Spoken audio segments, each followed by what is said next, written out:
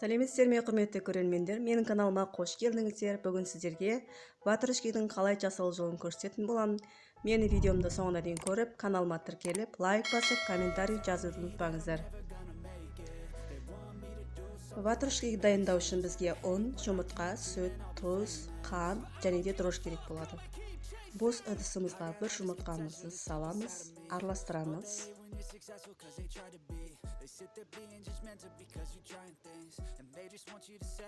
Енді 3 үлкен қасықпен 3 қасық қант салып, тағы да жақсылап араластырып аламыз.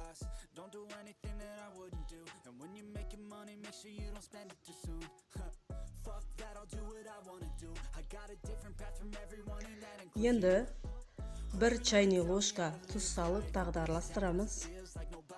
Одан кейін 1 стакан жылы сүтімізді құйып, араластырып аламыз тағы да.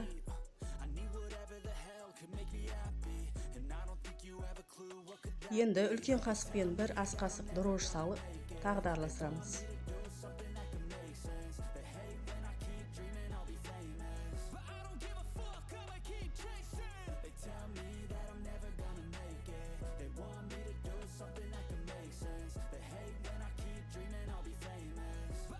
Енді ұнымызды салып, тағы да араластырып аламыз.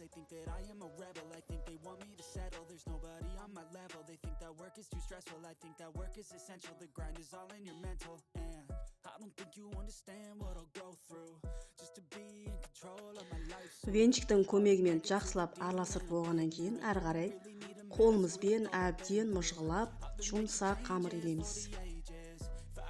Қолға жабыспас үшін илеу барысында пісте майын құйып, тағы да илейміз қамырды.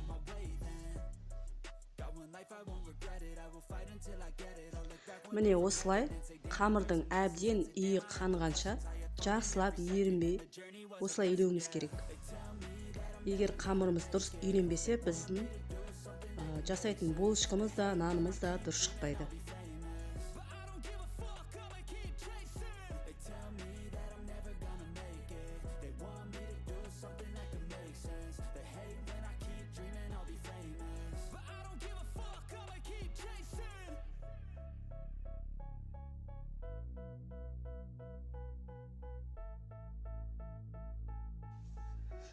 Міне қамырымыз дайын болды. Енді бетін жауып, жылы жерге қамырымыз көтерілгенше 1 сағатқа қойып қоямыз.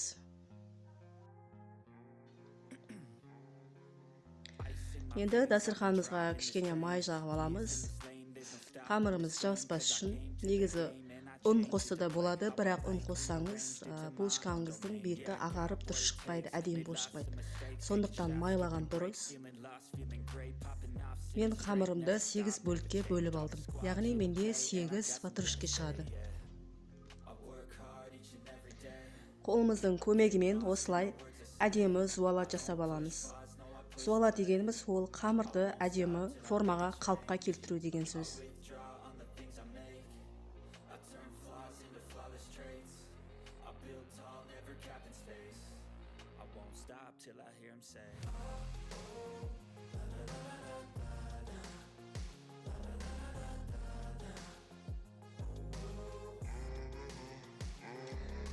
Міне енді духовканың ыдысына осылай қағаз төсеп, зуаламызды қойып, бетін жауып, 10-15 минутқа қамыр көтерілгенше демалдырып қойып қоямыз. Сонда біздің жасап жатқан булочкамыз да, нанымыз да әдемі болып көтеріліп шығады.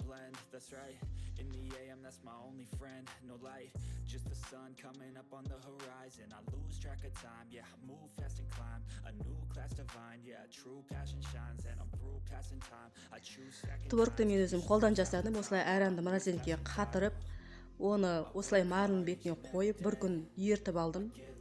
Бұның сары суы бөлек, творогын бөлек осылай аласыздар. Бұның жасалу жолы өте оп-оңай. Енді оған 1 жұмыртқамызды,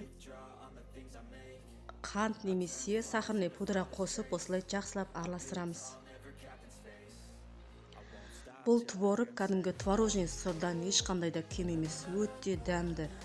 Тек өзін ғана нанға жағып жей де болады, қант салып, балдарға араластырып, творог жасап беруге де болады. Кәдімгідей универсал творог, өте дәмді, жасап көріңіздер.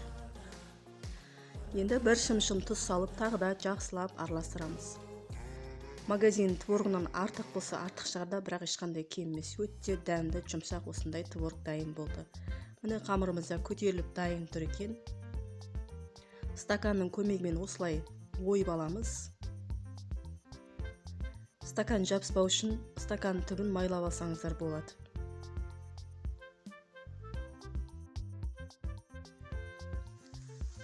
Ватрушкеміздің ортасына осылай творогтарды әдемілеп, қасықтың көмегімен әдемілеп толтырып салып шығамыз.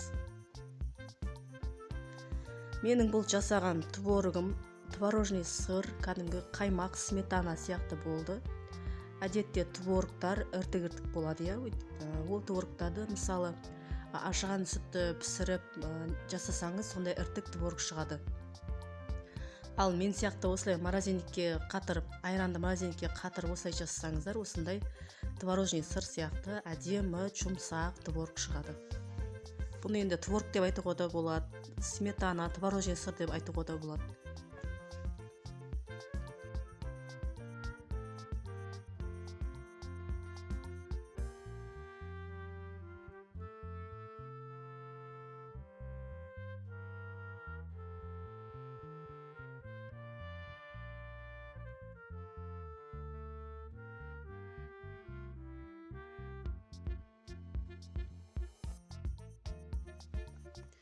Духовкамызды алдын ала 180 градуста қыздырып аламыз да, булочкаларымызды 25 минут пісіріп аламыз.